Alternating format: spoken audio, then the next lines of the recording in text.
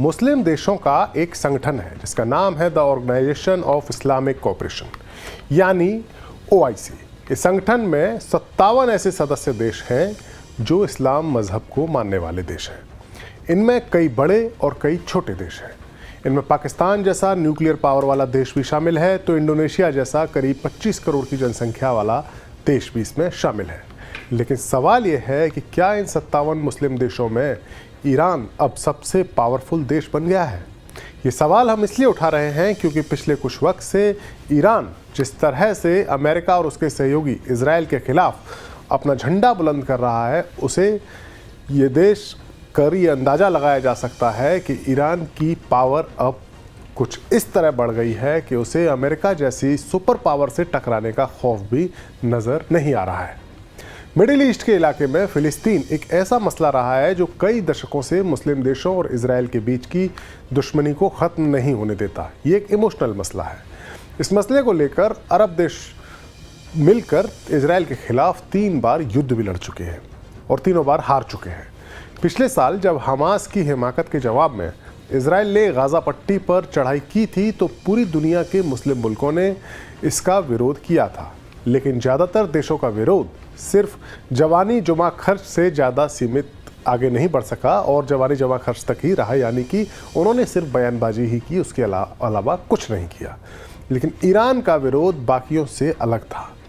Iran ने न सिर्फ इजराइल को इसके नतीजे भुगतने की कड़ी चेतावनी दी, बल्कि उसके समर्थन वाले मिलिशिया जैसे हिजबुल्लाह और हुती विद्रोहियों ने इजराइल को निशाना भी बनाया।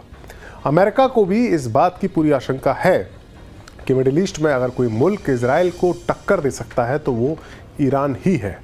लिहाजा उसने यूक्रेन के मसले से ज़्यादा तवज्जो ईरान की सुरक्षा को देते हुए मिडिल ईस्ट में अब तक का अपना सबसे तगड़ा फौजी जमावड़ा भी कर दिया ताकि ईरान को इजराइल पर हमला करने से रोका जा सके। अमेरिका की मदद को लेकर इजराइल इतना आश्वस्त है कि वो अब खुलकर खेल खेलने लगा और उसने सीरिया की राजधानी दमिश्क में ईरान का जो वाणिज्यिक दूतावास था उस पर स्ट्राइक करके एक टॉप ईरानी कमांडर को ढेर कर दिया।